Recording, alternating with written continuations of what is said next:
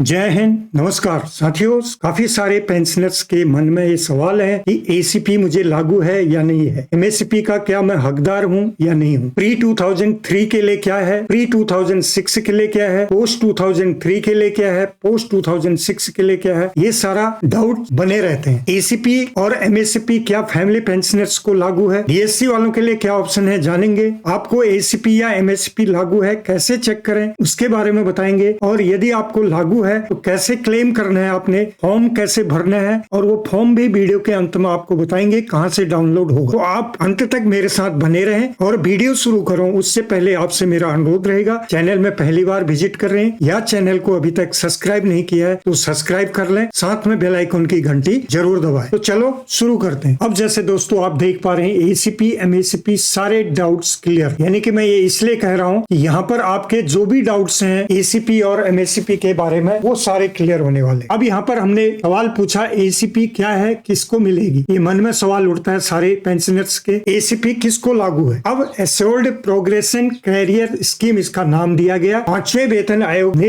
वेतन की कमी के कारण कर्मचारियों को होने वाली वास्तविक स्थिरता और कठिनाइयों की समस्याओं से निपटने के लिए सुरक्षा के रूप में केंद्र सरकार के नागरिकों कर्मचारियों के लिए पे में सुधार सुनिश्चित करने के लिए एसीपी योजना की शुरुआत की थी। ऐसे कर्मचारी जिनको प्रमोशन का अभाव के कारण उनको फाइनेंशियल अपग्रेडेशन नहीं मिलता है तो एसीपी के द्वारा उनको दिया गया। दोस्त अब सेकंड में महत्वपूर्ण बात यह है कि एसीपी योजना को रक्षा मंत्रालय के पत्र संख्या जो यहाँ पर आप देख पा रहे हैं 7 अगस्त 2003 के तहत 5वीं सीपीसी की सिफारिश के आधार पर इसको लागू किया गया था। अब इसमें प्रावधान क्या था, किस किस को मिलेगा, जिसकी सर्विस 10 साल पूरी हो जाएगी और 20 साल होने के बाद 2 वित्तीय लाभ यहाँ पर देने का प्रावधान है। और उसकी शर्तें कैसे पूरी होंगी, इनको लागू होने के लिए क्या शर्त पूरी होनी चाहिए, एसीआर कम से कम गुड होना चाहिए, प्रमोशन एनुअलिंग नहीं होना चाहिए, रेडिंग के कोई नहीं होनी चाहिए, एडब्ल्यूएल वेसल केसेस नहीं होना चाहिए। और फिर बी में इसमें सवाल उठता है कि किसको लागू होगा और किसे ये लागू नहीं होगा, यानी कि 7/8/2003 से 31/2005 तक के जो भी पेंशनर्स हैं या जो सर्विस कर रहे थे उस ड्यूरेशन में उनको यह लागू होगा। और किसे नहीं लागू होगा, ऐसे पेंशनर्स जो 6/8/2003 से पहले के हैं उनको यह लागू नहीं होगा। दोस्तों अब इस कंसेप्ट को क्लियर करने के लिए इसका एक लेटर देख लेते हैं कि उसमें क्या कहा गया है। ये यहाँ पर आप देख पा रहे हैं defence accounts department office manual है, ये पार्ट 10 इसका वॉल्यूम 2, इसके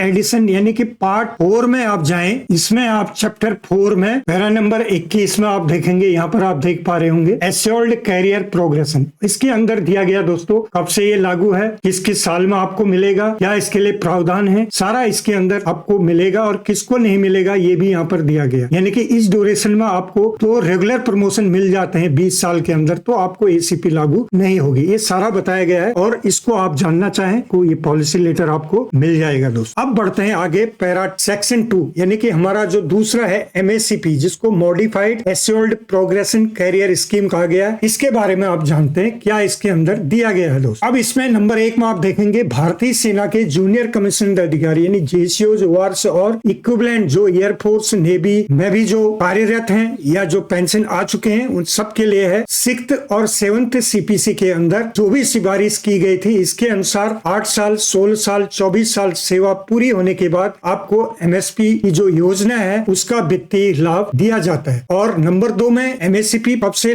प्रभावी था, 1/9/2008 से ये प्रभावी माना गया था, लेकिन माननीय अदालत के एक फैसले के आधार पर 1/1/2006 से इसको लागू किया गया। यहाँ पर ध्यान देने वाली बात है कि जो 1/1/2006 से 1/9/2008 के बीच पेंशन आए हैं तो ऐसे पेंशनर्स का यहाँ पर छूटने का बहुत संभावना बनी हुई है, इसलिए आप इसको जरूर ध्यान से देखें और अपना पीपीओ के माध्यम से चेक करें कि यदि आप एमएससीपी के हकदार हैं तो आपको मिला है या नहीं, जरूर चेक करें। इसका हम लेटर देख लेते हैं। लेटर ये जैसे आप देखेंगे यहाँ पर 25 जुलाई 2018 का government of ministry of defence का लेटर है, to the chief of army staff को दिया गया है एमएसपी के बारे में। इसमें बताया गया है। इसमें आप यहाँ पर देखेंगे कि for the scheme would be operational with effect from 1 September 2008 read, यानी कि इसको चेंज कर दिया गया। The scheme would be operational with effect from 1 जनवरी 2006 से इसको लागू कर दिया गया। अब आगे बढ़ते हैं थर्ड में, क्या जेसीओज को लागू है? यस, जेसीओज को भी ये लागू है। जैसे कि जो जेसीओ डायरेक्ट एंट्री है, पार्टी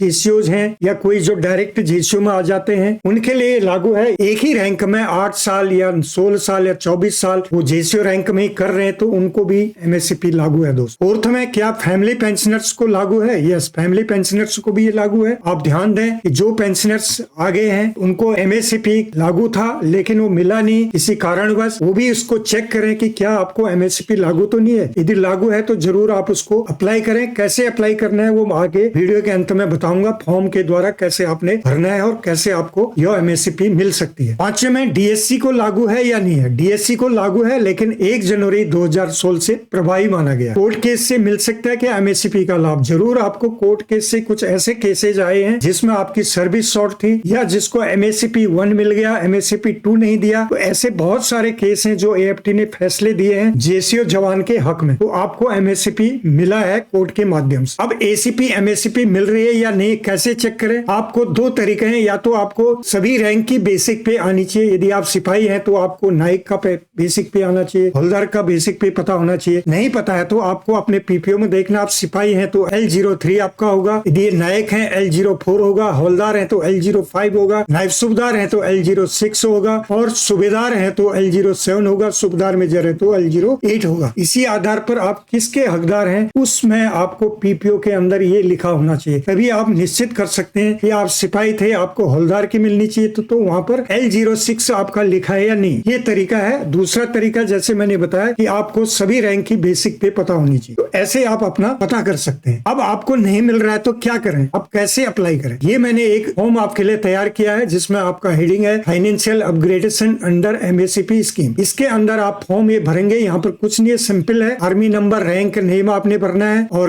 कौन से इंडियन आर्मी से हैं, नेवी से हैं, एयरफोर्स से हैं, कब रिटायर हुए और आपका पीपीओ नंबर क्या है, कौन से रैंक के लिए आप अप्लीकेबल हैं, सारा कुछ यहाँ पर भरने के बाद यहाँ पर डेट और साइन करके आपने या तो मेल करने अपने रिकॉर्ड ऑफिस को या आप सीपी ग्राम के द्वारा भी रिकॉर्ड ऑफिस को भेजना है। रिकॉर्ड ऑफिस उसमें पार्ट 2 ऑर्डर देखता है, पार्ट 2 ऑर्डर नहीं है तो चेक करके वो करेगा, तो इसलिए आप इसको डायरेक्ट रिकॉर्ड में भेज सकते हैं दोस्तों। तो ऐसे आप अपना अपग्रेडेशन एमएससीपी या एसीपी में कर सकते हैं दोस्तों। इस फॉर्म को प्राप्त करने के लिए आप वीडियो के अंत में एक टेलीग्राम लिंक मैंने दिया गया है, यदि आप उसके अंदर जाएंगे तो ये फॉर्म आप वहां से डाउनलोड कर सकते हैं दोस्तों। यदि आपको जानकारी ठीक लगी तो वीडियो को लाइक शेयर करें। फिर मिलते हैं किसी अन्य अपडेट के साथ, तब तक के लिए जय हिंद, जय भारत।